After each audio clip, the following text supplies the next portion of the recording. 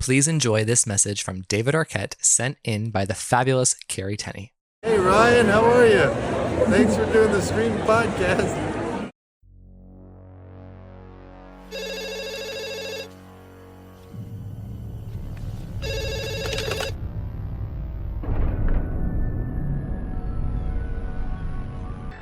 Like scary movies? Uh-huh.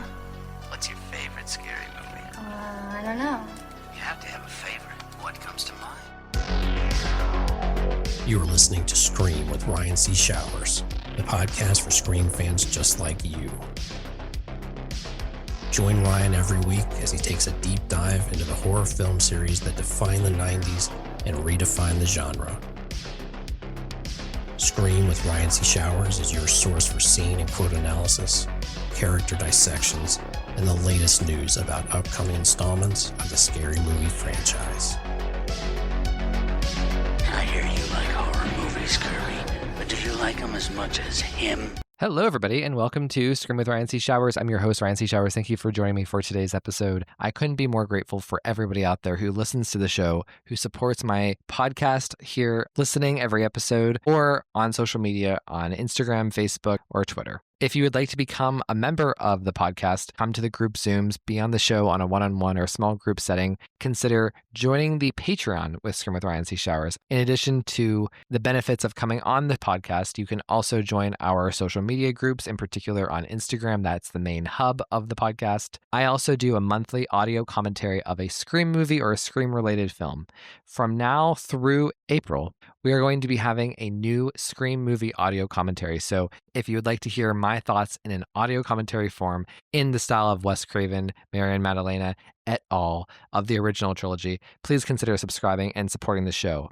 Thank you to every single person out there who subscribes on Patreon. So I need to thank TJ Jones, who does all of the graphic design work for the podcast, and Ashley Summers, who helps me produce the show every week. In addition, I need to thank everybody over at Patreon, including the Stab Investors and Daddy Ghostfaces. The Daddy/Mama Ghostfaces, they include Carrie Tenney, Corey Wilson, Andrew Dominguez, and Brett Janovich. I also need to thank all of my Stab investors. They include Mark Harim, Josh Carr, Allie, Tamika Jones, Christian Ranke, David D., Gustavo Mora, Jess Mariano, Joey Nabrini, aka The Vault, John Cardney, Josh Camillari, Scream Queens Podcast, both Josh and Justine, Kevin Abner, Mark Vieira, PWO5, aka Philip Douglas, Roy Garza from the Hoodie Talks podcast, Ryan Not Dying Young, Sam Levy, and Stevie Shears.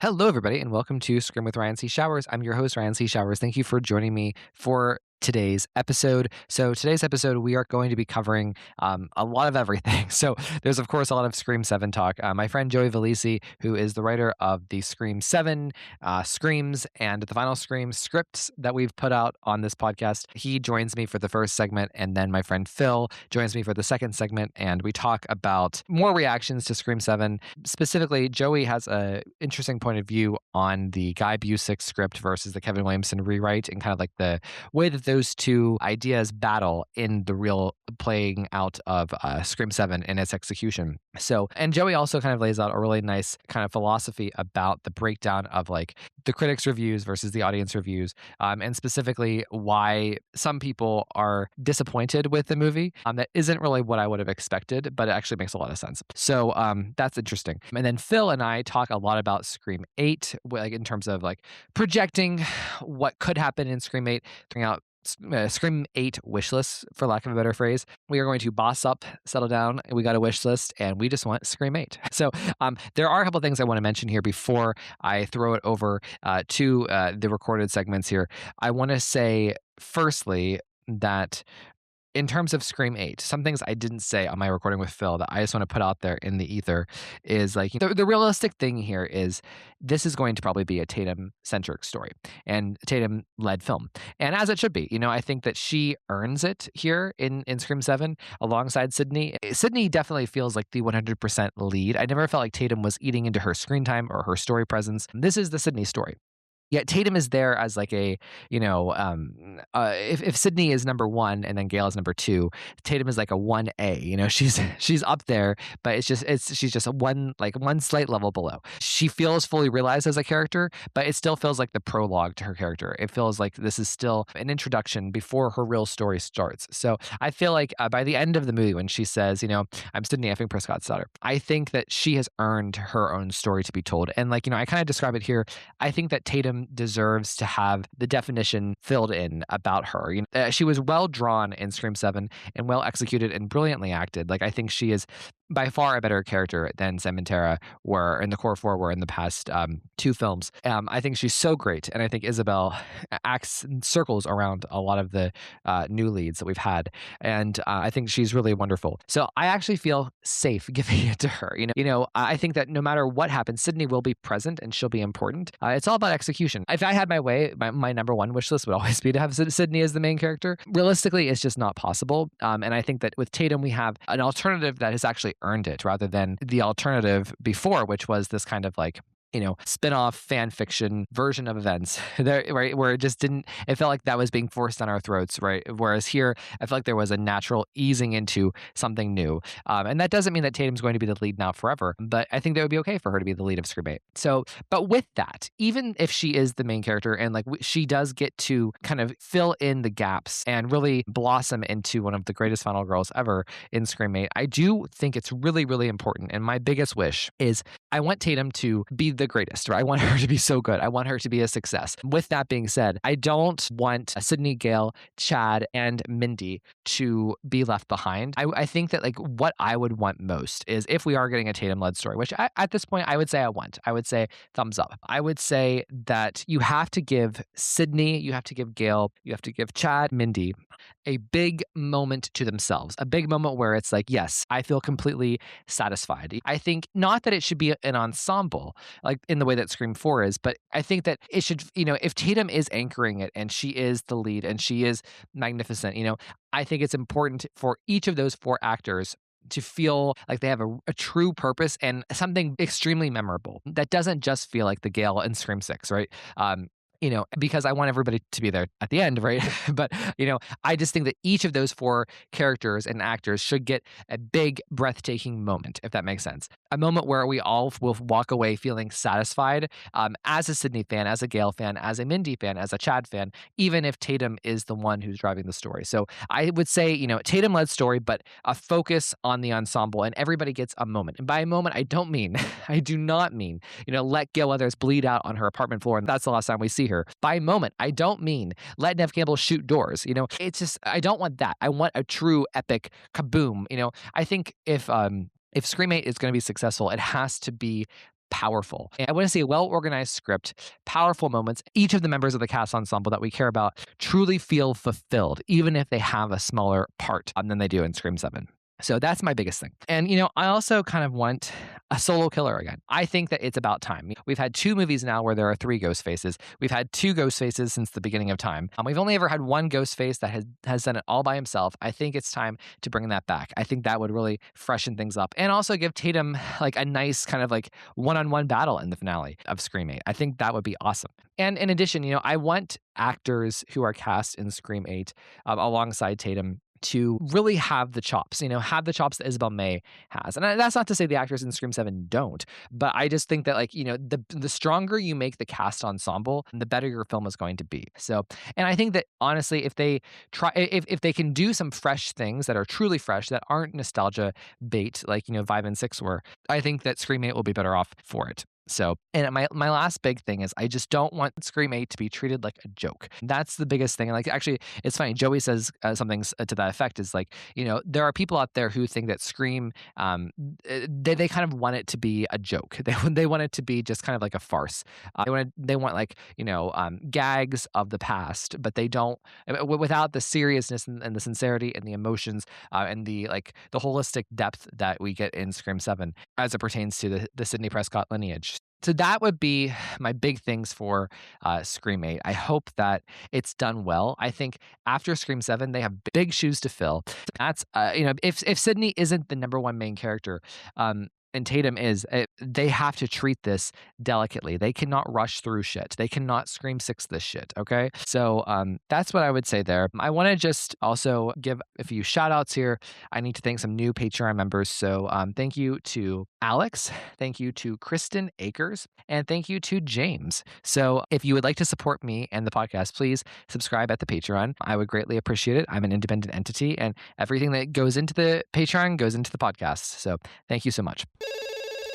Hello, everybody, and welcome to Scream with Ryan C. Showers. I'm your host, Ryan C. Showers, and we are coming to you now that a record has been broken. In fact, every record has been broken. Scream 7 is now the highest-grossing movie of the Scream franchise, internationally, domestic, worldwide, biggest opening weekend ever for the Scream franchise. It's the second highest-grossing slasher film of all time, behind Halloween 2018. It's poetic that Neve Campbell's return to Scream is second place to that. I am so excited, and it's especially notable considering all of the roadblocks that were in the way of Scream 7, from all of the resistance of film critics, people upset with the production of the film, the boycott, the Melissa fans. Every roadblock has been in the way of Scream 7's success, and yet somehow it persisted over all of that to being this huge monumental achievement. It really makes you sit back and wonder, what is the point of film critics when they have zero impact on a movie, achieving such a milestone, despite a lot of efforts to make it so. We're going to be getting Scream 8, and we should be ecstatic with what Scream 7 delivered us. For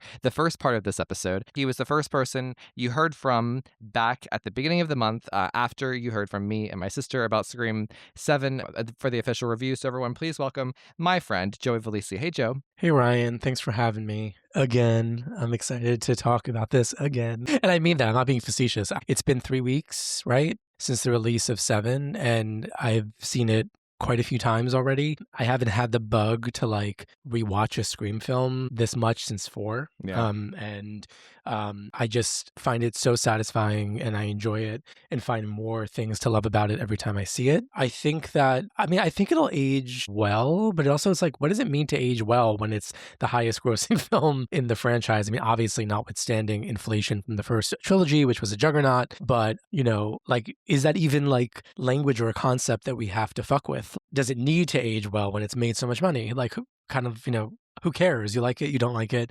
It is what it is. It exists, and it has a legacy, regardless of whatever the critics said. Yeah, and I've said it before, and I'll say it again. I'm trying to disengage a little bit from the toxicity of the conversation around it, none of which has been really in real life. It's been either listening to podcasts that I have loved and sort of hearing their takes that I think are not even bad takes, just sort of takes that are not, I don't want to say not fair, because anybody can think whatever they want, but it just doesn't feel, they don't feel good faith. They feel like just sort of a really cursory response to the film, and sort of have just followed with sentiment that this is a bad, or the first bad Scream movie. I keep saying that over and over again, this is the first one that's bad, and I'm like, I don't know what movie you were watching when you saw Scream 6, but it doesn't, we've been here before as well. 3 and 4 were treated this way.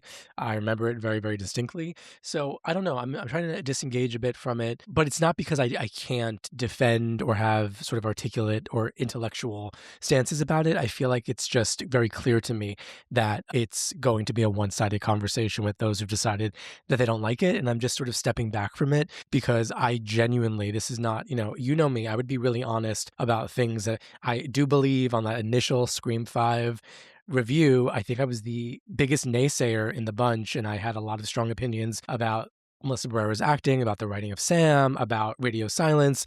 Prior to the movie coming out, I said that I didn't think they were the right team for it. The list goes on. This is not to pat myself on the back. It's just to say I've never been afraid of being honest, and I'm being honest now when I say that 7 does so much right that its flaws feel inconsequential to me. Well, hashtag Joey is always right. You ended up being so right about Scream 5 and Scream 6, I will say, because I was kind of caught up in the moment of the excitement. I was pointing out the flaws, but I was still happy about it. And you were like, Ryan, calm down, We spoke first thing the next morning from my hotel room at the conference I was at, and I was like, had a pretty long list of what's wrong with the movie. What makes this movie so good if it's, because the hallmarks of a Scream movie are the opening, the finale, the final girl, Gail Weathers. And if all those pieces are problematic, what is so fun about this movie? So regardless, I want to just say, just to kind of respond to your thing about the critics, I've kind of just when it comes to the critics or the online noise or any just like strong negativity that is in bad faith, I've just decided to chop it off and ignore those people because it's just hard for me to grapple with the record, of all of these financial achievements and, and the noise, the outrage machine. I just feel like there's a disconnect between that and real life and the movie itself. Like, I just want to I kind of want to ask these people because I don't really have a strong sense on what people are criticizing about the movie. Yeah. And even so, let's just say you hate the finale, you think that it's the worst finale we've ever had, and the motive, whatever. Okay, don't care. But take just the McKenna Grace scene and the scene that follows at the house and just the pure relationships and acting of Gale and Sydney, Tatum and Sydney. Are you really going to tell me that those things, those three things deserve a 30% on Rotten Tomatoes? It just doesn't. I don't believe it. I think it's completely wrong. So, I agree. And I also think something that I'm seeing a lot of with people that I respect, and what I'm realizing is that I won't name it, one critic / podcaster who I really, really like, they said something about that they thought 6 was the perfect direction. It's exactly where the series needed to go. It was silly, it was fun, it was goofy. The fact that it was commenting on itself in such a, and they were talking about the shrine being the ultimate gag, look at this, and to me it's if that's what you want from it, there seems to be a lot of division. We were going forward, and it seems like going forward, and this will tie into what I want to talk about a little more about the script and sort of Kevin, having to, I've been chatting with you offline about Kevin and the script, and I know nothing except my own sense as a writer, right? But there seems to be a division where people feel like going forward, regardless of how you go forward, is more important than still maintaining this original storyline and coming back to Sydney. So there really is a contingency who wants winks and nudges towards the old film, but don't want forward progress. And I think that for some people, regardless of the quality of 5 and 6, the idea that it had new characters and was doing something different, quote unquote different, was all they sort of needed. And it makes me realize there are a lot of people for whom Scream is just jokes and violence and commentary that is spelled out for you and spoon-fed you. And I think that's fine if people want to take that from it. But I think that to me, it represents a really fundamental misreading of Sidney Prescott, of the story that Kevin and Wes wanted to tell, about the continuity of the series. And a lot of the negative reviews seem to really harp on the fact that Melissa, Sam and Tara were not there, but also this idea that the movie wants to remind us over and over again that Sidney wasn't there, so it wasn't a real movie, that it wasn't a real massacre. To me, it's they're not wrong. That is commenting on a sentiment from the fan base, but it feels like there's a group of people, a large contingency, who think that that's a problem, that it's holding the movie back, that it's regressing. And you and I obviously couldn't disagree more with that. You just summed up the divide in philosophically of the Scream fandom for the past 5 years in the most beautiful way, in terms of what the one camp wants and what the other camp kind of values, and what they, in what sustains the franchise. And you said, you used the phrase what Wes and Kevin wanted Scream to be. And I would even take that a step further because, I'm not sure what Kevin wanted it to be back then, but I think it's about what it became during the 2, 3, and 4 time period under Wes. And I think what Wes kind of curated the franchise to be and curated our expectations. So I do think there's a world where, that maybe both of these things can be satisfied a bit. I think if you asked me back in 2022, I would have said that Scream 5 tried to satisfy both camps. But I think that there is a world where you can do new things stylistically, but maintain Sydney and Gale along with Tatum and Chad and Mindy. But we'll see. So, but I'm dying to talk to you about this because, as a writer, one of the things that has been most criticized about the film, and, maybe rightfully so, is the finale with Jessica as the killer and her motive. And I am a huge defender of it. I think she's a great killer. I think all of the pieces are there in her monologue to make this mosaic of what the film is trying to say about it. I think it's a really thoughtful, I think it's the most original motive we've had since Jill. Easy. I mean, without even trying, without even blinking. But it's tripping people up. And in my world, I see it as the motive is just challenging for people. It's challenging the audience. It's challenging the expectations of a Scream motive after we've had two very basic copy and paste vanilla with a dash of social commentary in there for toxic fandom, right? For with the Radio Silence films. I think this one is talking about parasocial relationships, and maybe like in 10 years we will look back at Jessica's motive in the same way we look back at Jill's now with the social media rise of wanting to be influencer fame, whatever. So, but you have a different take altogether, I think, which is very interesting about the writing of Scream 7 and kind of what went on behind the scenes between the Guy Busick version of the script and the Kevin Williamson rewrite. So, Joey, please hit me with your thoughts on all this. Okay, so I don't want to say this is entirely speculation because, now that the movie's out, I think you and I can say that we've had a bit of intel about behind the scenes as the movie was being made. That's one thing. But the second piece is, and if people have not seen the recent Happy Horror Time interview with Kevin Williamson, and what I was hearing from him was a lot of deference to the original Guy Busick script and a lot of praise of James Vanderbilt and Guy Busick, and sort of at every turn kind of demurring and saying not to be like, well, if you didn't like that, that's because it was already there. It's not my fault. That's not the vibe. Kevin seems like an incredibly sweet, gentle person. And the vibe that I was getting as a writer was that what he was saying was he didn't want to make it seem like he came in and rewrote everything. But the WGA rules are pretty strict, and the fact that he has top billing as the writer now feels like something we need to pay attention to. I think that it's true that there was already a shell of a script there, or and he followed a lot of the beats already in place. But here is where and this comes back to the Jessica motive. And I will say that I don't disagree with what you're saying. I think that it's really simple. I think that people want killers who are more present on screen, and they just make the association like, I need a little more time with this person to be familiar with them, to suspect them. So I think some of it is wanting, and I know you've done the screen times. I know you've done that. Jessica's actually on screen about as much as Roman before the finale, like definitely more than Debbie Salt, right? Like there's plenty of, like, she's there and she's, but I think there's just this, so I understand that, but I think it's a very like basic, I don't want to say superficial because I understand it, but there's like a very simple, like if we had more of her, then it would feel like there was more impact from her reveal. And also there's this idea that like the AI of it all and Stu is never really resolved. Like why did they feel the need to do that in order to trick Sydney to trip her up? Like what was the intention? Because Jessica's motive does not really seem to account for the Stu AI of it all. Mm-hmm. So I say this to mean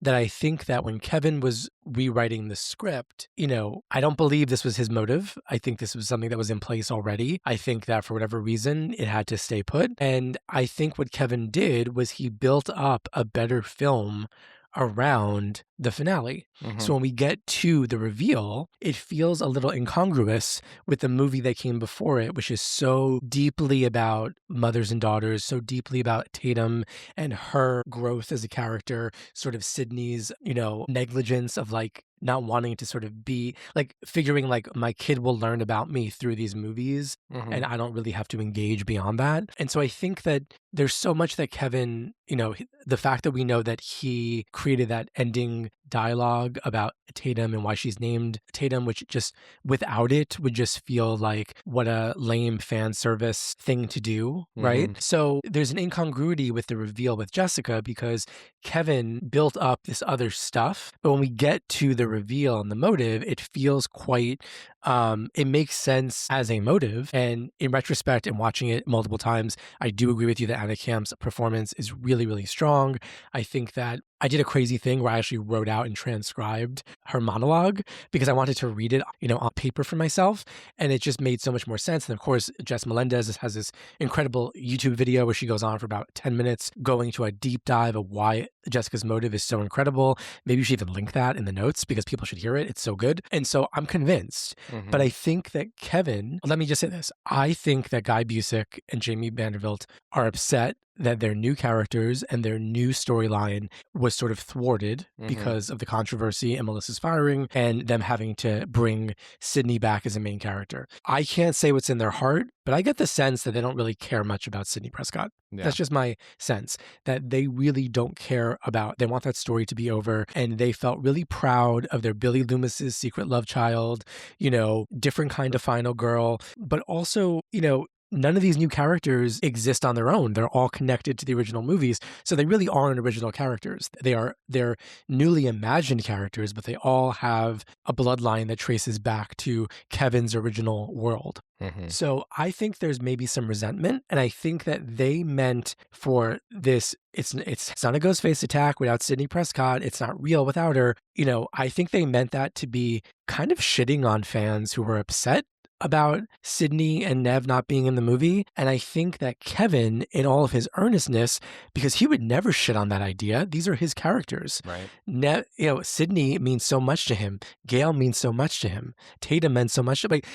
So I think what we have here is a clashing of Kevin's earnestness and genuine care with a kind of bitchy motive that was intended to kind of mock people like me and you. Yeah. And because Kevin was building up this movie around sort of coming from a genuine place, to me, that's why they feel like they're butting heads and there's a tension there. Does that make sense? It sort of dawned on me on the third viewing. I was like, wait a second. Kevin cares and Guy and Jamie maybe are being assholes about the fact that we were all so upset to not have Sidney. And the two don't quite gel for some people because Kevin kept that in place while really lovingly tending to the hour and a half before. I get the bitchiness. I think that some people are really trying to make that a thing, making it be oh, look, see, the Sidney fans, they're the problem. They're this version of the toxic fans, which I don't agree with, because I think you can also read what the character of Jessica as almost it's not just Sidney fans. It's you could also read it as people upset that Melissa Barrera and Sam aren't in this movie. But I see, in terms of what you're saying, I have a follow-up. Are you saying that you think pages 1 to 90 of the script, Kevin, and then pages maybe 90 to 100, Guy and Jamie, and then pages 100 to 110, Kevin again? No, I think Guy rewrote a draft and Kevin rewrote that draft. And I think lots of things that Guy put in there, like the Stu AI, I think his opening was probably there, and Kevin just improved on all of that and made it sort of there are a friend of mine is a filmmaker, and he was writing a script or was hired to direct a screenplay, and they were going to cast a well-known Black female comedian in the role. So they had somebody brought in to go over the script to make it sound more like it would be in the voice of this female comedian, because the script as it was didn't quite match. I think about it like that. I think Kevin went in, he's like, okay, so this is a Sidney story now. This is her daughter. So I think what he did was he fixed things that maybe didn't sound naturalistic. I think he improved things. I think he improved set pieces. We know that he added the animatronic moving Ghostface into the opening. We know that he did, the Tatum dialogue. I think he just made things that were already there better. And he, I'm sure, cut things and rearrange them. He had to be getting top billing as the writer. So he's being modest. But I think that the shell of it was there. I don't think that it's they only have this tiny contribution, but I do think that just my writer's sense, my Sidney sense, as Gail says, it just feels to me when I'm watching what happens in the finale and the way the motive feels like a pivot, I just feel basically, I think my gut says the motive, Jessica, the motive was written by Guy. Yeah.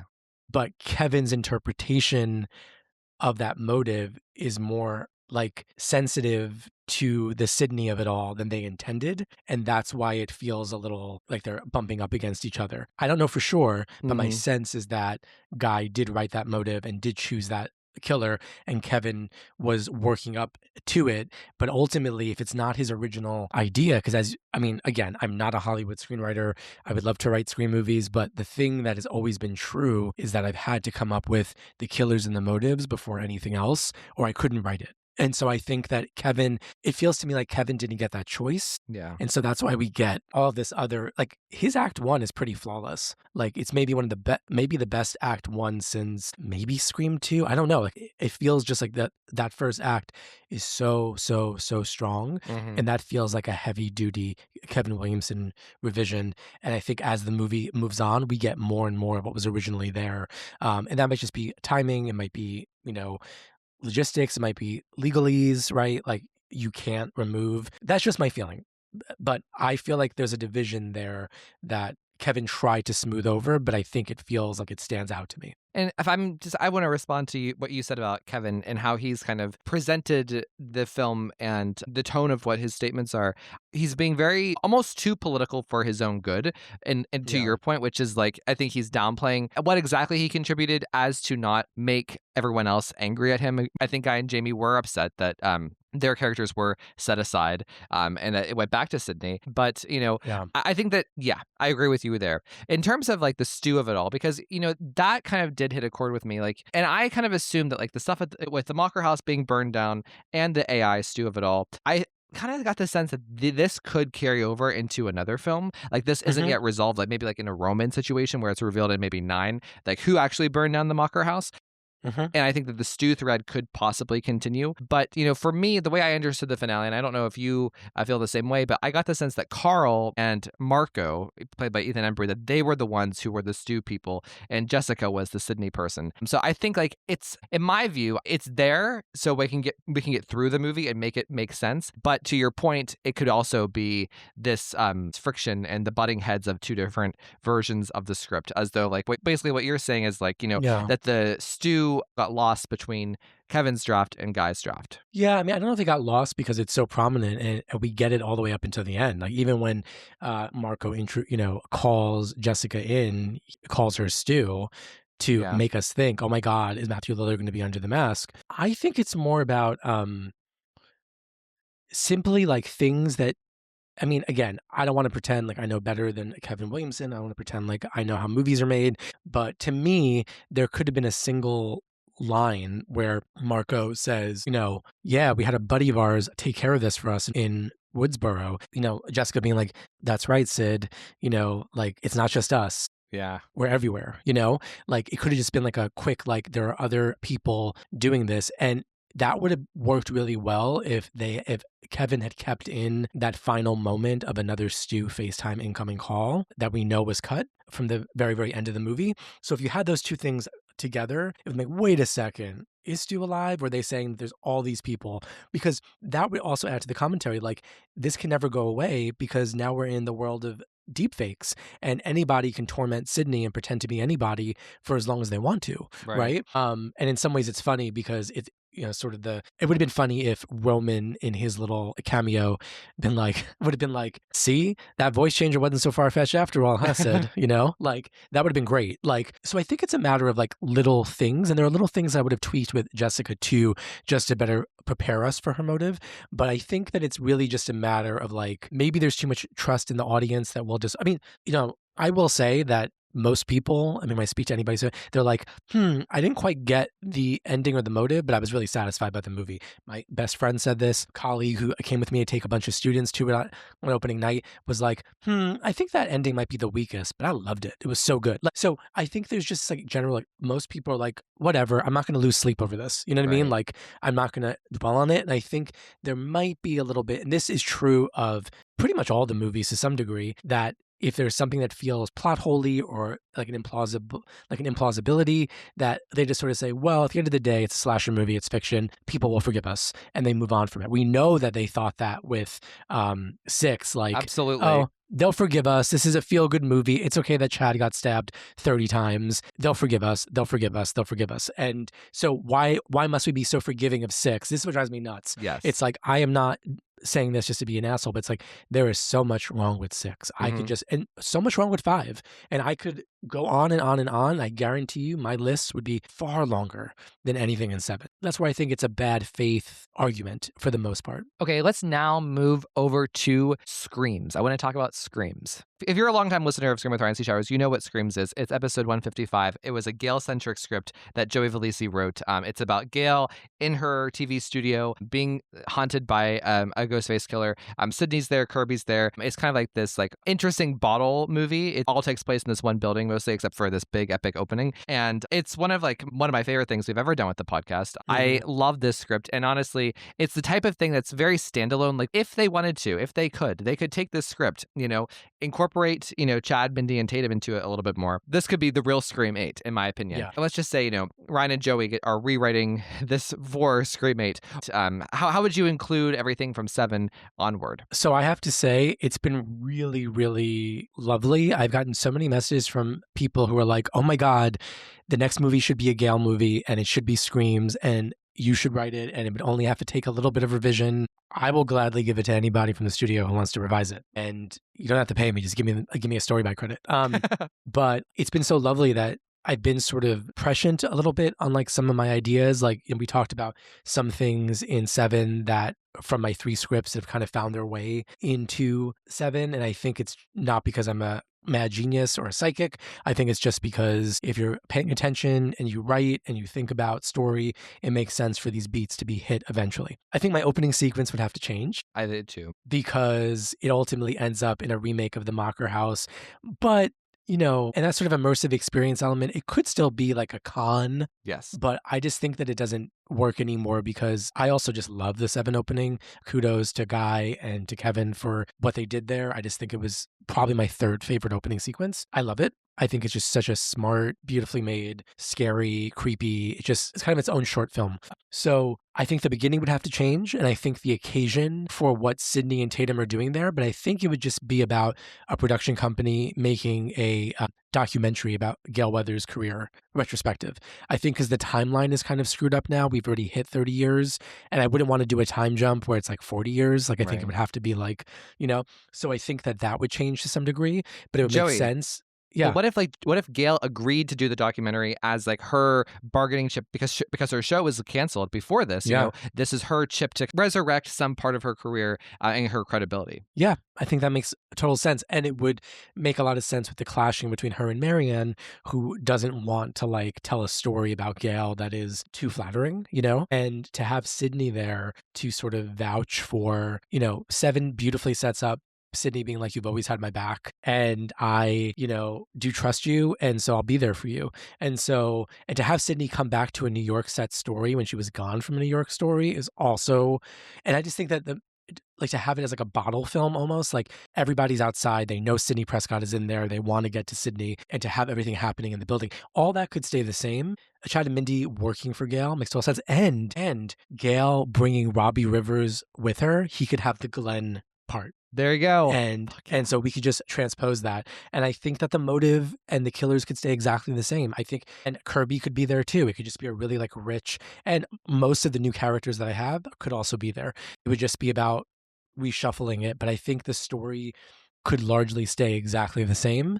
And I think that it really works. And I've been hearing from so many people, and this is what 7 does so well. I've heard from so many people, I'm sure you have too, who are like, I really want a Gale movie now. Now people are saying, I really want a Gale Weathers movie. And the fact that they used her in such a way that it's making people feel that way, I think is incredible. And, so I agree with everything that you said. And like, it's so funny that sentiment is out there. And it's not just the little small community of Ryan C. Showers. I see this everywhere about wanting a Gale-centric film. So Tatum, she would definitely come with Sydney, right, to New York. And I assume Mark would just get like a little cameo because like there's a part in the script where Sydney gets a call from Mark Kincaid and she declines it. But I assume in our script we would actually see him. But Tatum, so there was a character in the script Screams where it was like the daughter of the CEO executive of Gale's station. Her name was Goldie. She was younger. I forget if she was college age. I think that's right. I think that would be a natural place to put Tatum with her and maybe like see develop Tatum some way in that. You would have to have a subplot there that would be maybe an extra 10, 15 pages on the script. But otherwise, it would be mostly the same. Like Chad and Mindy would fit so well into the world of Screams in their roles that 7 created for them. I think that Tatum there with her mother, I would keep Goldie in. Yeah, I would give Goldie and Tatum sort of a moment, but I think that Tatum would be maybe even a little bit creeped out by Goldie and how like excited she is about, because Goldie goes from sort of like suspect to not pretty quickly. But I think in this it would be transposed a little bit, and that she would be more of like people would think like, are we getting a mother-daughter killer? Is it this Vera, this exec, and her daughter? I might lean into that a little bit more. I've been thinking about Chad recently and like how the twins were used. And I gave so much attention to Mindy. I do think Chad gets the lesser material in 7, but I think like what I like about him in 7 is like they really take him in Scream 6. He was the sex object. It was his shirt, his shirt was off. He was the romantic lead. He was the charming guy. That was his role in 6.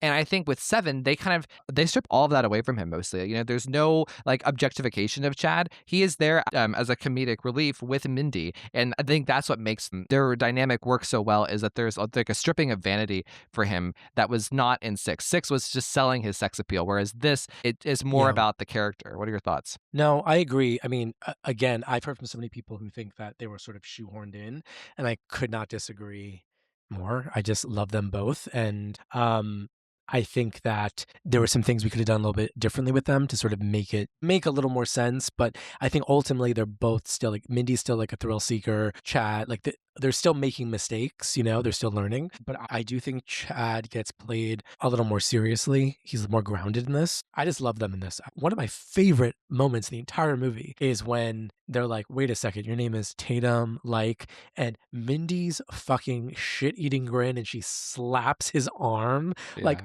man, can you believe it? It's so funny. I love it. There's little gestures throughout this movie that just makes it feel so lived in and so real. And that's one of them. I just love it. I think it's such a funny, like naturalistic thing. It's totally what she would do, And last question, ranking. What is your new rank? Has 7 moved up? Has it come over 4? So I just want to say, like, I think that, like, if you look at the Nev-led films, the 4 Wes's and the 1 Kevin, I think any ranking of those 5 films is acceptable. I think all, even if people put 1 last, I would be like, yeah, that makes sense.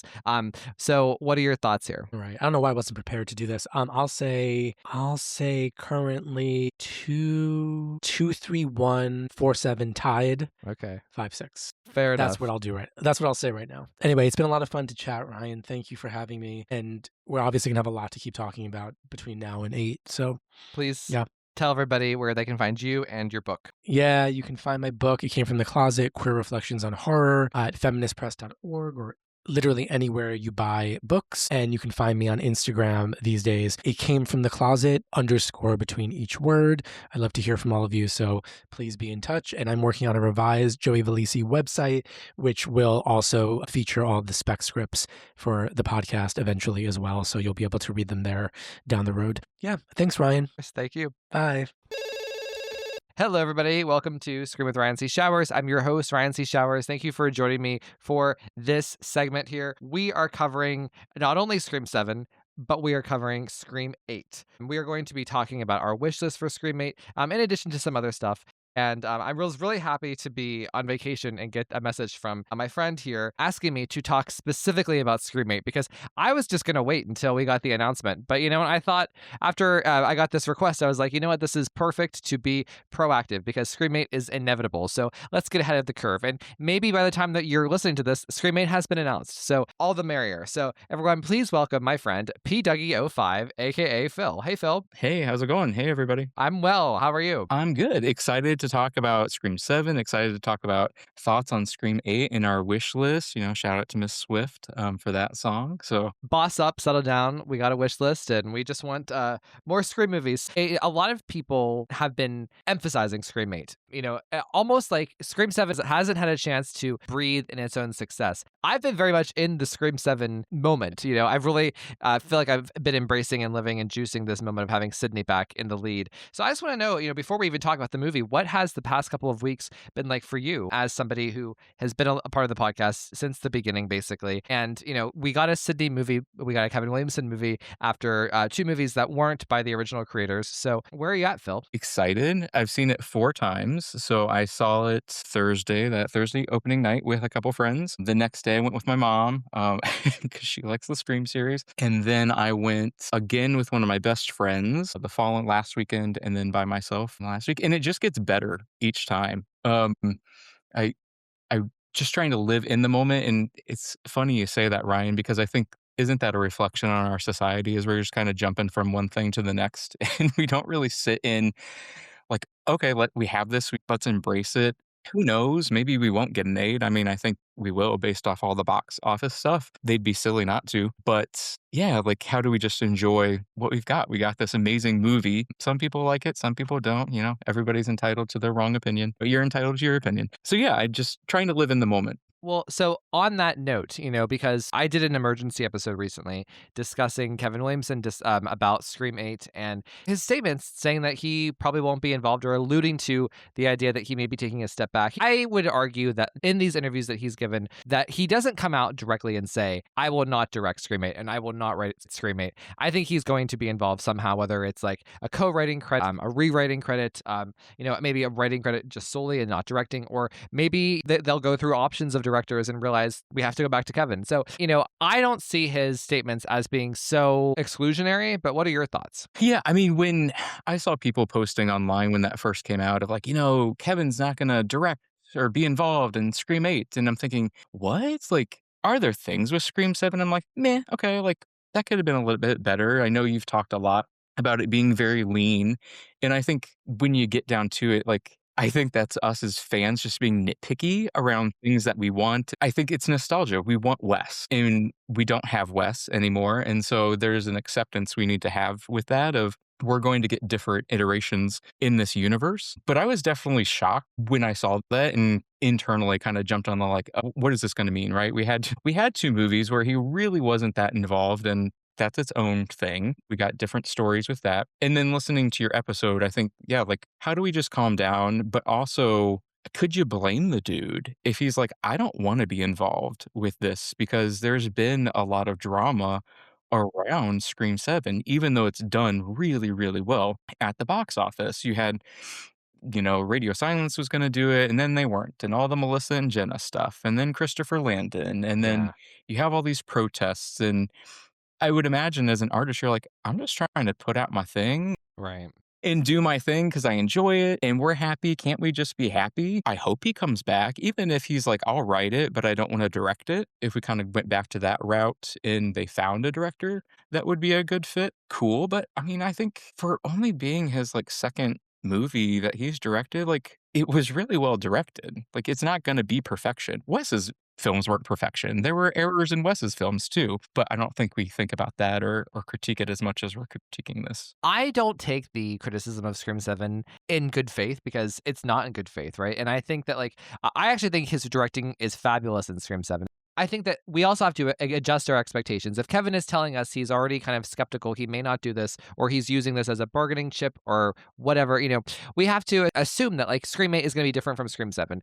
Scream 7 is its own amazing thing. And that's kind of why I want to preach to people is we have a Sydney story. We have the definitive Sidney Prescott movie of this modern era. And we should live and soak up every second of it because, it probably will transition to Tatum in Scream 8. And honestly, I have to tell you, I'm actually okay with it transitioning to Tatum in Scream 8 just because I think she was really well drawn here in Scream 7. But there's so much definition that it has yet to be told about her. And I think that Isabel's such an amazing actress. And even though she is kind of a co-lead here with Sydney, this is the Sydney movie. And I think it would be really wonderful to see Tatum's personality completely unfolded and to know her as intimately as we know Sydney and Gail and Sam. I don't know. What are your thoughts? I mean, I want to see what comes next for her. I thought she was a great actress. I've not seen her in anything that I know of.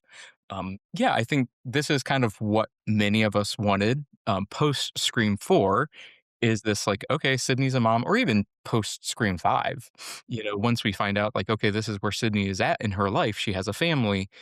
I would love to see where they go. Like you, I would like it's kind of part of my wish list. I would love to see 7, 8, 9 arc that Kevin does, even if he's not directing it. I think having that continuity, right? Past episodes have talked about that. I think we talk about that a lot in the Scream community.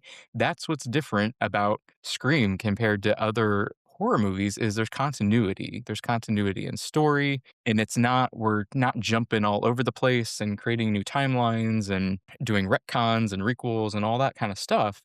It's one of the things that makes it really unique. It's an ongoing for 30 years story about specifically about two women now, between Sydney and Gail, kind of what their relationship's been like and what they've been through this entire time. As it regards to Tatum, I mean, she is the lineage of Sidney Prescott. So Sidney, I think that some people are afraid that Sidney is going to be thrown away, or we are going to get the Sidney in Scream 5 or Gail in Scream 6 version of those characters again if it transitions away from Neve Campbell as the lead actress to Isabel May. And I just don't think that's going to be the case again. I mean, they may have limited screen time, but here's the thing. So I've done the screen times, right? And Courtney Cox, I mean, she has more screen time in 7 than 5 and 6, but it's not that far off. It's like, a minute or so more than 5 and 6. Yet she was used so much more efficiently in 7. So I preach to people, like, it's all about execution. And I think that Neve could be executed well if she is in the movie less than Isabel is in Scream 8. She can still be utilized in an interesting way, in the same way that Gail was in Scream 7. Quality over quantity. Like she can be in few scenes with less screen time, but it'd be extremely impactful. And so even if 8 focuses more on Tatum versus Sydney, we also have to remember, like, Sydney's got a husband, she has 2 other kids. And so the story, there's lots of places to go with her story that can involve Sydney, or part of the movie is involving her and talking about her, but the whole thing doesn't have to be about her. I think doing her justice would be keeping her involved in a meaningful way, but the attacks don't always have to be about her on her. I forget who said, I don't remember if it was Jess or somebody else when they were kind of doing their analysis of Scream 7. People are almost honored to be killed by Sidney Prescott. And so will that torch, so to speak, be then passed on to Tatum? Tatum's going to be her own person. She's not going to be exactly like Sydney. She's going to have her own personality. These attacks are going to shape her in her own way. And so to see how that unfolds over time and how she reacts to it will be really cool if that's the path that they take. Right. Well, so kind of going into that, we see Tatum as this very shy character. And like, I think the arc of Tatum in Scream 7 is about her starting out in this place as like twofold, right? There's an idea of her being shy and timid in real life, and kind of afraid to be assertive. And this is a complete polar opposite of who her mom is and who Tatum Riley was. And over the film, we kind of get to see her break out of that shell. At the same time, she wants to break out of that shell by understanding her mom, by finding her mom's strength. But then she's confronted with that strength, and she realizes that it's not exactly what she imagined it would be, or at least that's how I understand the arc as it's conveyed through the scene with the gun at the coffee shop. Like, there's so much vulnerability and doubt there. Like, I feel like Tatum, like the whole movie, she doesn't want to be seen this certain way. But then once she gets the opportunity to actually grow, she does grow. But then it's very uncomfortable. There's a lot of friction there. So to transition back into talking about 7, what are your thoughts on Tatum and the way that she was characterized in Scream 7? I love the parallels. I mean, some people might think it's hokey or corny or too nostalgic, right? Like, I love the fact that they're playing Don't Fear the Reaper, and it kind of mimics exactly what happens to Sydney, right? Like where we start off in Scream 1 after Casey Becker's killed. And so I think if you know, if you're a fan, then if you're just a casual moviegoer and you've maybe seen Scream one time, then you're like, oh, okay, whatever. I think that's a nice nod. It also sets up, like, should we trust Sam? Should we not trust Sam? Is that too obvious? Okay, maybe it was too obvious Richie was going to be a killer, right? Like, are we going to get this bait and switch? And it's interesting because Tatum kind of goes through a very similar transformation that Sydney goes through in 1. Mhm. Obviously, Tatum's mom has not been killed, but Sydney's shy. She's reserved, right? Tatum's the more outspoken friend, and out of the whole friend group, right? She's the more shy one. And Tatum is kind of playing that role, and I think she does it well in this modern way. I loved seeing the tension. It's probably one of my favorite scenes, actually, in 7, is after Sydney's walking him downstairs, and she's like, hypocrite. And it's like, I laugh every time in the theater when I see it, because she's like, if you're a parent, getting some attitude like that, you're like, we're about to rumble, aren't we? And it almost, the more I sit and the more I watch it, it almost reminds me of but it doesn't go to this place. It reminds me of the Carrie John scene in Halloween H2O when she catches him. And so, like, you almost feel like it's going to be that energy, but Sydney's not, Laurie Strode. So she doesn't, what the fuck were you doing? I love her portrayal and who she is and her evolution. It's almost like Tatum's like, I want to be an adult. It's when we're teens, we're like, oh my gosh, I can't wait to be an adult. I can't wait to be an adult. I want to be like you. I want to be a fighter like you. And then you enter adulthood, or you're entered into a position where you have to be a fighter, and it's like, oh shit, I don't want to. I want to be a kid again. I don't want to have to deal with all of that. But she has no choice. Well, so I have to ask, you brought up Sydney and her approach to parenting. How do you think Scream 7 did in terms of handling the way that Sydney approaches her daily life and how she kind of hides things from Tatum? Is that the storyline you were expecting? Did you like it? Specifically, this like breakdown of communication. Every time, like Tatum may understand that her mother went through X, Y, and Z. She may understand subliminally that she's named after a girl who got her head smashed in by the garage. She can't ask Sydney about it. She can't actually have that personal connection with her. In some ways, Tatum is just on the outside, like the public is, about Sydney. And I think that's what kind of drives the movie to that inevitable conclusion after they kill the killer, right? Where they have that conversation about Tatum at the end. So I guess like my question to you is like, what are your thoughts on Sydney's communication with Tatum, or lack thereof, the push and pull between them of Sydney kind of hiding her trauma from her? I wasn't sure what we were going to get. Right? Because in my mind, I was like, all right, this could go lots of different ways. She could be very forward with her. She could be more reserved with her. I don't ever foresee Sydney being a parent like any of the iterations that we see Laurie Strode, right, in Halloween. I don't see that for her. And so I think it makes sense. And the way that they approach it too, where she's like, well, you can see my life. It's in books and it's in movies and, but Tatum's really trying to have this connection. She wants to connect with her. She's trying to connect with her and understand. And I think when you're at that point in life, that's what you want. You want kind of a mentor of, tell me about your life. I want to know about you. And as much as we love Sydney, she hasn't fully dealt with it, or maybe hasn't dealt with it in this way of like, okay, so how do I tell my kids about this, right? Like she's having that conversation with Jessica at the coffee shop. Like, okay, yeah, she wants to know about my past, and everybody in my past is dead. Like, what do I say to her? How do you have that conversation without scaring your child, creating fear and anxiety for them? So I totally get where she is and how she starts to own it throughout the movie. And I think it's a reflection, maybe some of the issues that people have with it is they either can't empathize or they're not parents themselves. I think being a parent, you get it. You just you get this movie more because you're like, oh yeah, okay, what would I do as a parent? If I was in Sydney's shoes, how would I go about life? What would I say to my kid? Would I say anything? And I think even if most of us have not been chased by mass killers in our lives, there's this heart that Kevin and Nev both, have put into it, really thinking about if you have gone through trauma in your life. I've gone through trauma. Lots of people have gone through trauma.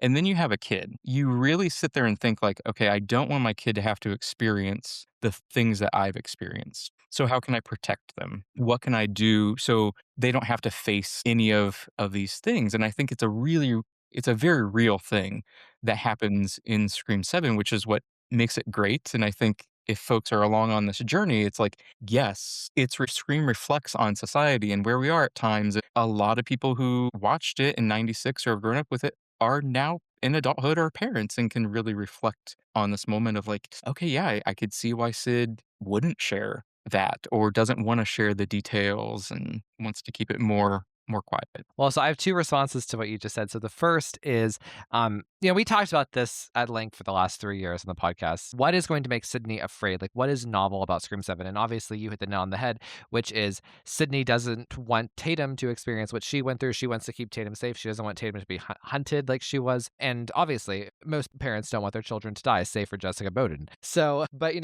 right? If you look at Sydney throughout, especially the finale, what is really making her scared scared is when Tatum is in danger. It's not, like whenever she arrives at the coffee shop and she is devastated emotionally, it's because Tatum has been kidnapped.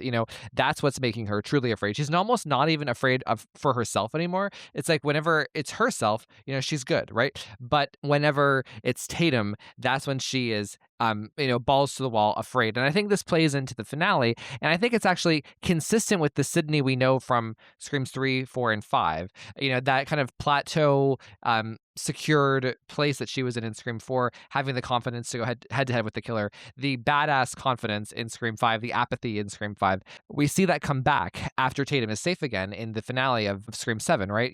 Whenever Tatum is tied to the chair and the knife is at her throat, Sydney is in panic. We see it in Nev's expressions. That's a huge part of this equation, right? And then once Tatum is out of the chair, she's free, and Jessica's in the garage hiding from Sydney. That's when we see the switch. We see Sydney turn into the Sydney in Scream 5 again, where she says please, to the Sydney, and it's just her whole demeanor changes. Like we see the Sydney from Scream 5 again. So I think that the ingredient here that's missing is Tatum. Once Tatum is secure, Sydney defaults back to that position. So I think that it was such a really clear filmmaking choice to make Sydney afraid through that lens as a mother. Well, and even the twins, she's already thinking ahead of like, okay, this is happening here, but like, what about our kids who aren't here? Like, yeah. And so she's doing the whole mom thing, and yeah, I think it's great. So you mentioned parenting, and you kind of like struck gold with me here.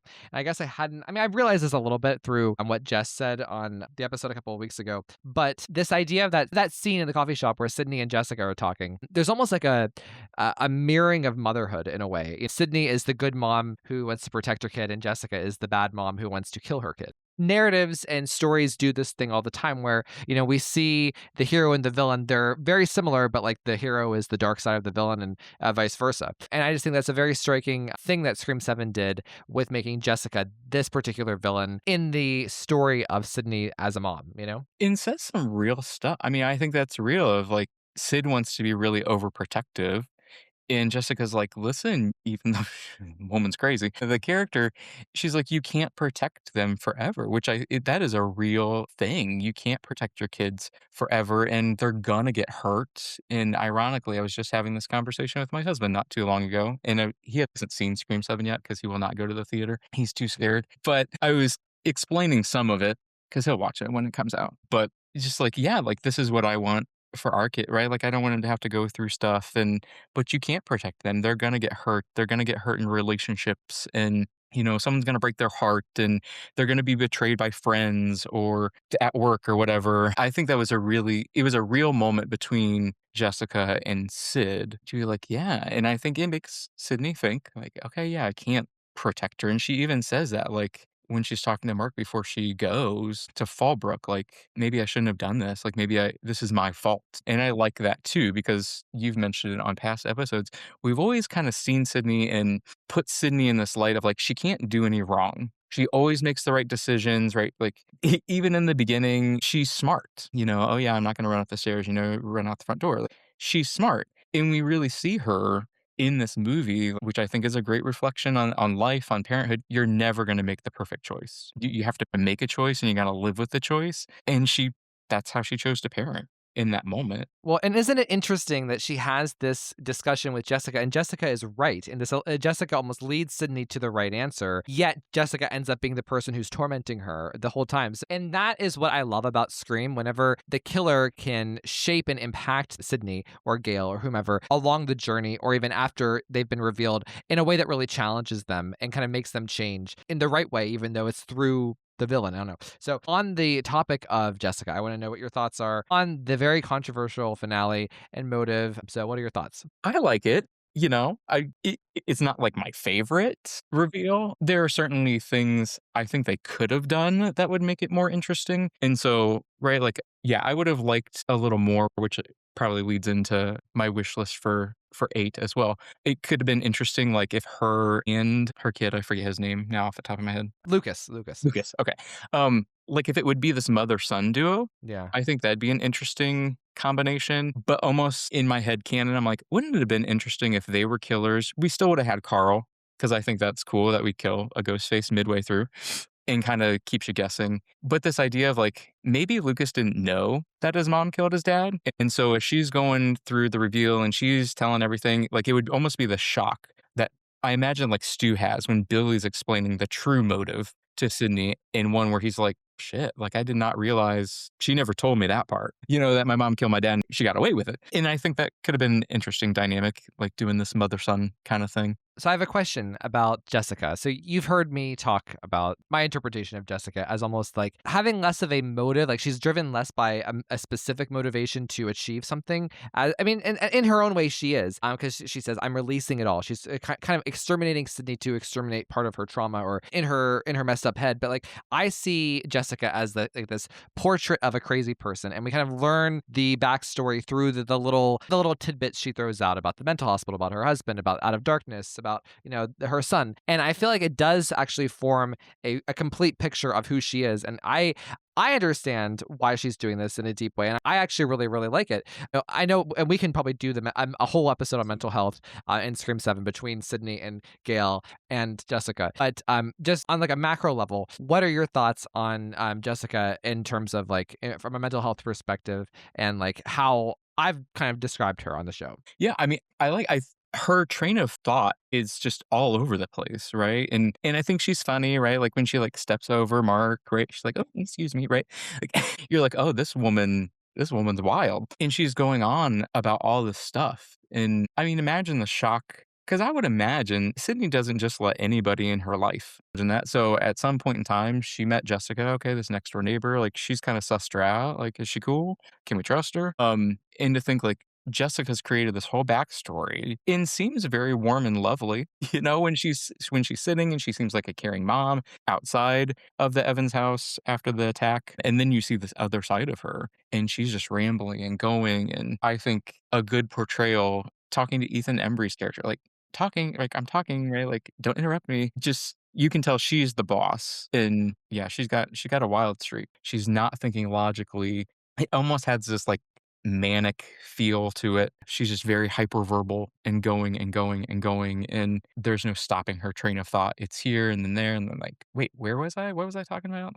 It's so interesting to me because Gail, she tries to pretend that she's so well put together, and we hear her have a moment of weakness verbally with Sydney about Dewey, and kind of alluding to this fact that like she is very still troubled by his death, that she's hurt by it. She has a lot of pain surrounding it, and she just kind of pushes it down to the side, doesn't think about it. That's in addition to the physical pain that she pretends that she doesn't have, or she tries to hide. Like, I mean, we literally see her hiding the pills from Sydney. By far, my number one favorite moment of the movie is that I can't get over it. Like, it just, oh my God. But so what did you think of Gail in that moment, but also Gail overall? What are your thoughts? Yeah, I mean, I love that moment. If there is a moment in the movie that I almost cry every time, when she's one, you're just like, oh, Sid's fighting back, right? Like, how would you feel if I said that about Dewey? And you're just like, okay, great, mention of Dewey, because I think most of us want to know that, because that was not addressed in Scream 6. And, she's saying, I tell myself I'm fine because that's what I have to tell myself, 500 times a day or whatever.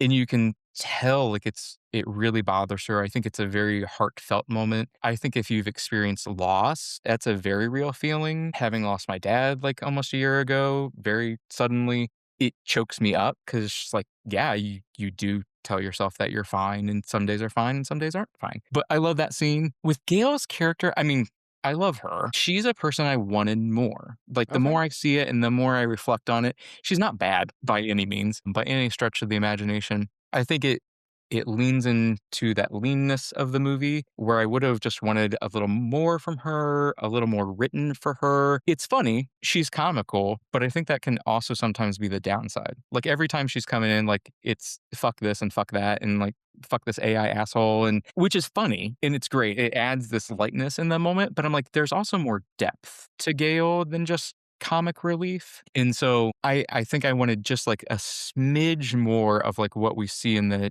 TV station with her. I mean, it could have been like an extra scene, not a ton, but yeah, like for her, I like that we're seeing she has an actual physical altercation because of her attack, and she's taking pills. And yeah, we get more of the commentary from like Mindy and Chad kind of talking about where she is. Obviously, she has her great jabs about like I wasn't fired, my contract expired, which I did not catch until I listened to your episode. I was like, oh, okay, all right. We like okay. I like some shadiness. So yeah, I would have liked just a little bit more from her, but I like her. I like her interaction with Robbie. It's not what I expected. I thought they would clash more. I thought that there would be more with Robbie too. I think that that was a missed opportunity. I think that they could have even built that out, just a scene or two more with them or with like specific conversations. But I'm happy with the flow overall. So, what do you think of Scream 7 on a macro level compared to the other entries? And what is your ranking as of right now? In my ranking, so typically my ranking is 2, 4, 1, and 3 are interchangeable. It's just I go based on mood. I'm like, do I want to laugh? Like, what am I feeling? And I feel like 2 and 4 have a lot of sass to them. So it's usually where I lean. And then 5, 6. Now 2, 4, it might be 7. And then 3 and 1. I haven't decided like if 4 is going to move down a little and 7 up and 1 and 3 move up. I don't know. It's in the middle. It's with the original, quadrilogy, if you will, of films. And then we've got 5 and 6, which I rewatched them right beforehand, and I was like, I want to see Sydney. Like, it's a spinoff. Right. I think you had mentioned that, or someone had mentioned that. I think that's a good way to think about it. Like, we have these different attacks happening within this universe. It's our own little MCU. And I mean, if that's your jam, cool. Well, I like your ranking. And, like, here's the thing. I was talking to my friend Carrie about this over the weekend. I guess it was different when we just had the trilogy or then just had 4 when it was the Sydney led films. And then we have 5 and 6. It's almost so easy to kind of break down the West films versus the Radio Silence films and separate them out in terms of like our preferences and our ranking. But now that we have 7 has kind of shifted the way I think about rankings. And honestly, it's kind of made me feel like, oh, wow, I feel like any ranking of like 1, 2, 3, 4, and 7 would be interesting to me just to learn, because I find I love them all so much. I think like 7 being so good kind of also gives a leg up to Scream 4, because now we have 2 movies that are outside the original trilogy and they all can be kind of intermingled and stuff. I think any ranking of those 5 films is exceptional. And I think needs time. Maybe Ash was the one who said that in an episode. Like, I think we've had so much time with, 1 through 4.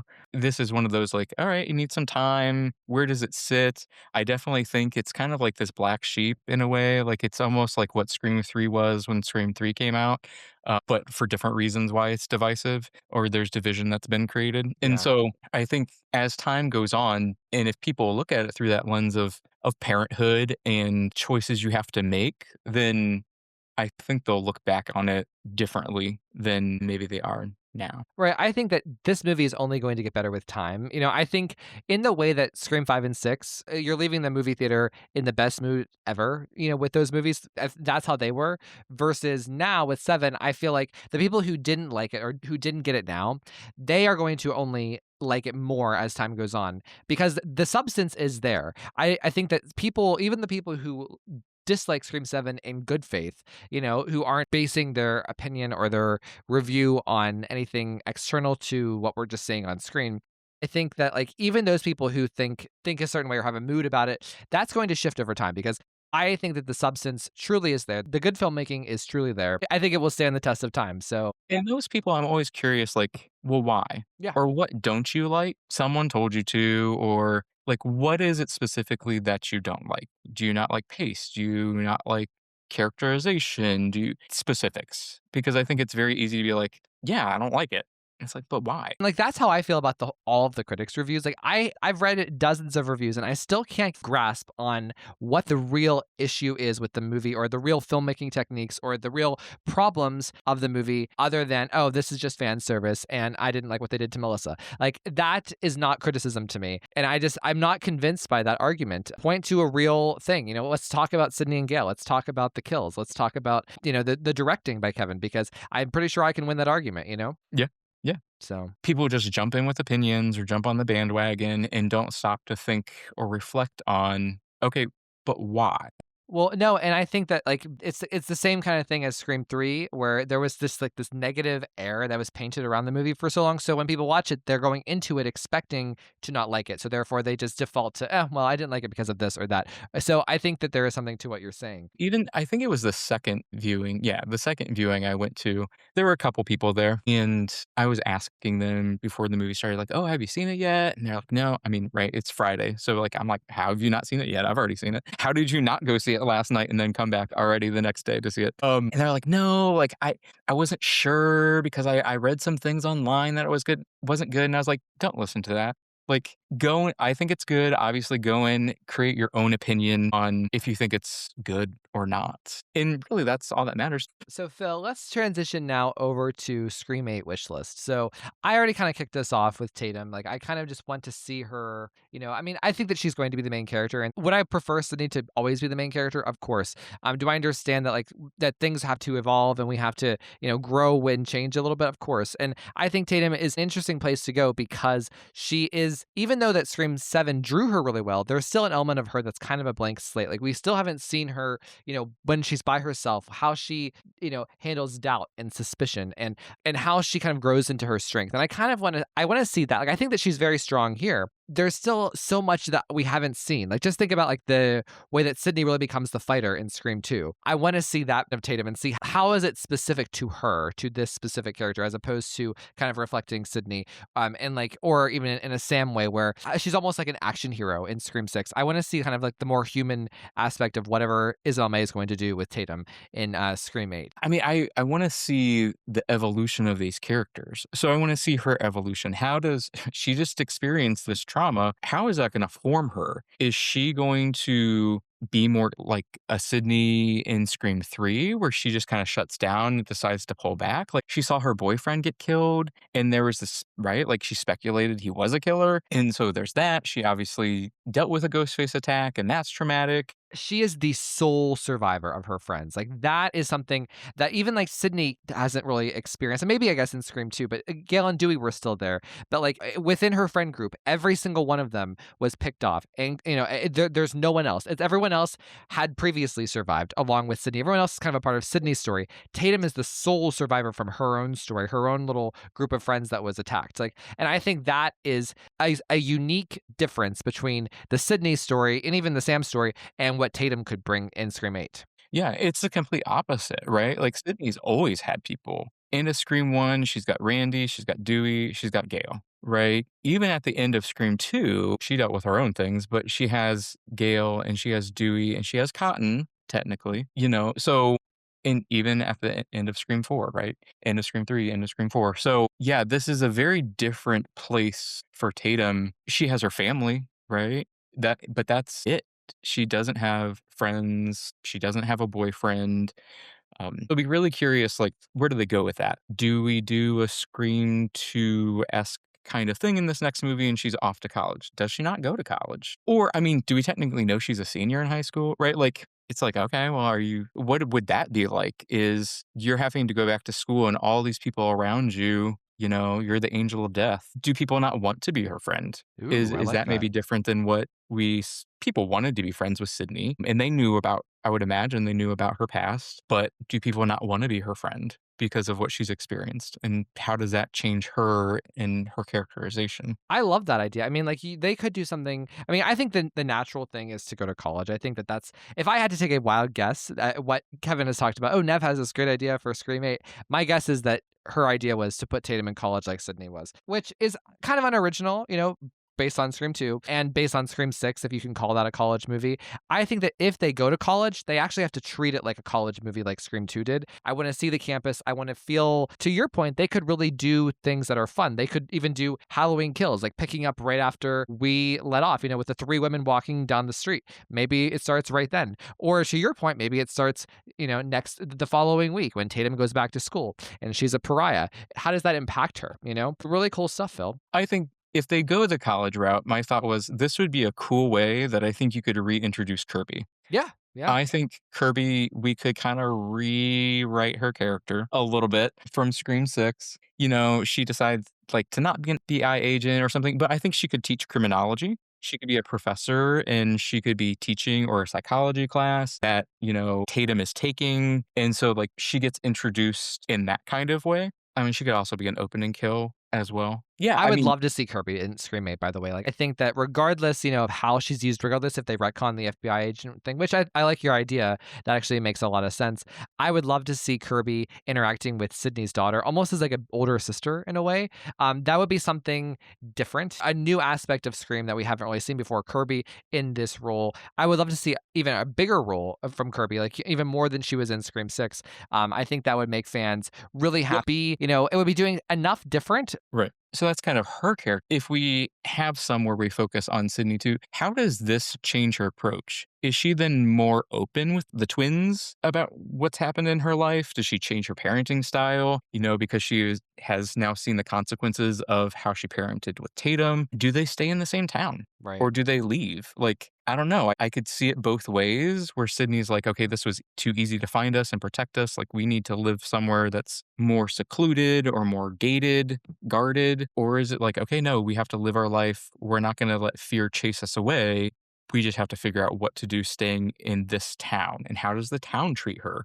I think there's a lot of good, rich stuff that could happen with these characters moving forward. I think Sydney would stay. There's enough there in Pine Grove. I think even her house, like, how do you go and build another house with that kind of a panic room, right? So I think like there's that, but there's her coffee shop and there's Mark's career, and I don't think Sydney, if she was audacious enough to say, I want to have kids and I'm not going to let a future Ghostface attack stop me from doing that, I think she would say, we're staying put. I really like Pine Grove as a setting. I think if they go off and do something different for Scream 9, and if they do a trilogy that we've been talking about that we want, I would love to see Pine Grove come back full circle in 9, if that makes sense. Yeah, yeah. Kind of a return to Woodsboro kind of thing. Yeah, I could see that. What do Yeah. you think? Do you think Sydney would stay in Pine Grove and stay in that house, or do you think she would move? I would like to think that she would stay, right? Based on the things that you're saying, right? She has a business. You have Mark, you have the kids, right? Once again, I think there's some rich stuff there. Like, it's not just about Sydney anymore. It's about Sydney's family. It's about her husband. It's about her kids. She can't just make decisions on a whim because of how she's feeling, because it impacts other people. And Yeah. I think that's a real family feeling of, at least I feel that personally with a family of like, okay, if I make X decision, how is that going to impact my family? Like, I have to think about these things. I can't just be like, oh, yeah, Phil's on his own. He can, that's what I would like to see kind of in 8, some of that. Obviously, continuing with more creative kills. Lucas's kill was cool. Mm-hmm. It just didn't feel like Ghostface. Yeah, Weathers. Courtney Cox, she wants to be in every Scream movie in history. I think that's her goal here. And she will, so she's going to be in Scream 8. I think everyone who survived 7 will be in 8 in terms of like, the non-Pine Grove specific people. So like, Sydney, Mark, Tatum, Gale, and Chad and Mindy. As it pertains to Gale, one thing that Scream 7 didn't really give us, because every single scene Gale had basically was a Sydney and Gale scene. We didn't get much of just Gale and Tatum. I would like to see Sydney kind of out of the picture and just scenes with Gale and Tatum, their interaction, how they understand each other, what Tatum could get out of Gale, how Gale would approach scenes with Tatum, without Sydney being there. How, would she feel comfortable with that? Would she be lighter than she is with the twins? Because she's still kind of rough with the twins, even though they work for her. So what are your thoughts there? That'd be an interesting dynamic. Yeah. Yeah. Maybe stepping into like a protective role. If they go the college route and Sid's not physically there, Yeah. Gale would be the first person on the scene because she's going to be reporting about it. So that would be interesting for her to have some scenes with her. And does Gale write a book about this? Or does right? Robbie? And so, yeah. Oh, yeah. That's a good point. There you go. Yeah. Well, what's just waiting to happen is like we saw bits of it here, but like in Scream 8, I'm fully expecting a Mindy versus Gale showdown feud. Not feud, but kind of like a battle of who's going to win. Like they're still going to be all working together, but there is going to be a push and pull. Like Mindy thinks that she knows better because she's Gen Z and has like the modern TikTok sensibilities, whereas Gale, she's done this work for 30 years. She knows the ins and outs, and Chad's going to be in the middle. And just I think there's going to be some kind of arc with that, where they kind of grow to understand to work together, you know what I mean? To use Mindy's knowledge of the current moment and Gale's knowledge of everything. I love their little cohort. So in regards to Sydney's other daughters, we have like the 2 girls we see on FaceTime with Grandma. I'm going to be controversial. I don't know if you'll agree with me. I think we should save them for Scream 9. I think that just, I imagine, let's just say Tatum is in college and it's not going to be in Pine Grove or Indiana. It's going to be somewhere else, whether it's this country, another country, another state, wherever. I imagine that there's going to be an element of Sydney and Mark going to Tatum, as well as the Gail and the twins. I think that we should just keep the two little girls off to the side and do something really cool and special with them in Scream 9, where they could almost do like a Jamie Lloyd type of a thing, from Halloween 4, like something along those lines. What are your thoughts? Yeah, I mean, I don't want them to be in harm's way. I think it was after the third time I saw it, I was sharing my thoughts with my friend, and I was telling him, like, if they want to do kind of reboot, air quote, Scream later, let's do 8, 9. And the focus could then be on these twins. They'd be old enough, they'd be teens. The story could center on them. It's still connected to Sydney in a way. Maybe at that point in time, Isabel May has her own daughter, right? Yeah. And so Sydney's a grandmom. Like, there are all these like family dynamic things that could happen that could be really cool. Mm-hmm. They're there. We've acknowledged them that they're there. It could be interesting as well if they were involved. They're not going to be attacked per se, but for the point of storytelling, like a Ghostface is always planning to attack when the twins are not there. Like, I don't know. It'd be, how does Sydney react? Like, you have Tatum, but then like, how does she protect these twins who can't protect themselves? They're so young. Mm-hmm. That's what the Scream 7 I thought we were going to get was back, before Isabel May was cast and we knew it was like a teenage story. So I think that story should be told at some point, whether, I think that they should save that for 9. Give Tatum a movie where we kind of see her with people her age and we see, Sydney in more of a supporting role to her, and then give us that story with the two little girls. I think that would be like the best use of the resources we have, other than your idea about like, a time jump where they get to be the main characters and Sydney's a grandma. Like that would be cool. Well, whether this is for an 8 wish list or a 9 wish list, I think something that would be cool for an opening scene is, again, this is probably more of a 9 wish list than an 8, because like I imagine with 8 they're going to want to do something extremely fresh, something that's not going to be in like nostalgia or the legacy characters based off of Scream 7, because it was very legacy focused. I think that there could be an opportunity to feature Sydney or Gail in an opening sequence where they don't die, where, I think a cool opening sequence would be like what Joey Valisi did for the Patreon, like way back, where they were each attacked in different locations and they each killed a Ghostface, but there was still one out there. Something like that could be cool. There's just interesting ways you can use Sydney and Gail that isn't just, "Ooh, we're coming in to help at the last minute," I wrote several ideas down for an opening. I want big. Mm-hmm. All our openings more recently we're just focused on the two characters. I think it's what I love about Scream 2's opening is you're in a room full of people. So I want something like that, where does the movie start at a house party? Right. Maybe we're at a house party and Tatum's there. Ooh. Tatum gets attacked. She doesn't die, but like, there are people who do die. Do we do some like a stab convention? It's meta in its own way, but like something goes off the rails. They're going to announce, or they're going to show footage for the new Stab 7 movie or whatever. At a football game, if you're at a high school, like, I don't know. I think there are lots of different kind of open areas that you could have some opening kills. I just think that creativity should be like the number one goal here. And I feel like as long as it's under, I hate to say it this way, but as long as it's under Guy Busick and James Vanderbilt, there always seems to be like a default to lazy or a default to small or a default to the least common denominator, as opposed to trying to make things super creative or super edgy. So I hope that it's something like, I think you could, if they were going to do a real trilogy like Wes did, they could say that Marco and Jessica and Carl did not burn down the Mocker house, that it was somebody else, that there is another mastermind out there or someone else who's involved. Again, you wouldn't reveal this person until Scream 9, but if they wanted to do let's tie everything in a big bow, that is available to them based off of the opening of Scream 7. What are your thoughts? Yeah, I think it'd be fun. Mm-hmm. I think just writing wise, thinking about, so how does that all make sense? Like, how do we make sure that it makes sense so it's not messy? I mean, I'm here for it. As long as it's a good story, like, I'm down. Sam and Tara, do you want to see them? Do you want to have a reference to them? Or do you want to continue on down the 7 path, which is, we can infer that they are safe and that Chad and Tara broke up. It didn't really work out. That everyone kind of moved on with their lives. For them to just kind of quietly, go into the sunset. Full disclosure, I am the latter camp. I think, Scream 7 handled their absence nicely, where no one was asking, "Oh, where's Sam and Tara. And by no one, I mean the audiences. Like, so what are your thoughts, Phil? I mean, if people have heard of like what the plan was or the rumors of what the plan was of turning Sam into a ghost face and just gross. That's not to say Melissa Brer herself is gross. Just that character choice is gross. It was a fun little ride when it happened. We went on the ride. It was fun, but it's not a story that I need or want to see. I don't necessarily care where they are in their life. I think like it just kind of wrapped up the way it needed to wrap up in Scream 6. And I remember leaving like, well, where do they go with this? Yeah. Sam seems to have let this go.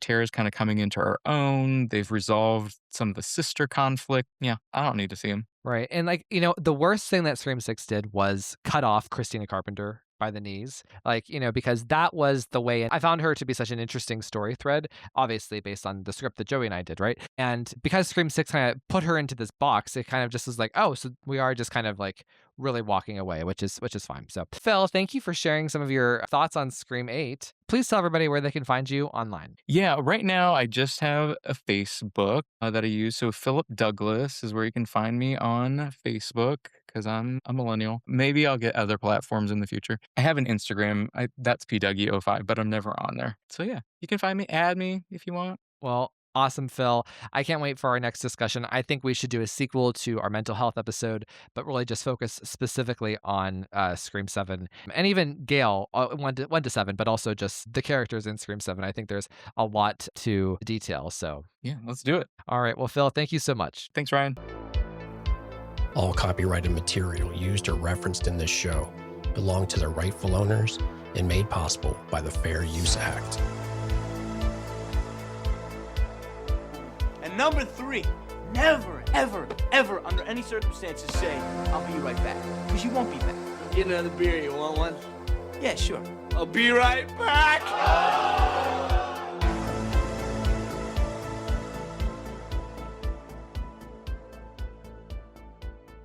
Dear God, Ryan,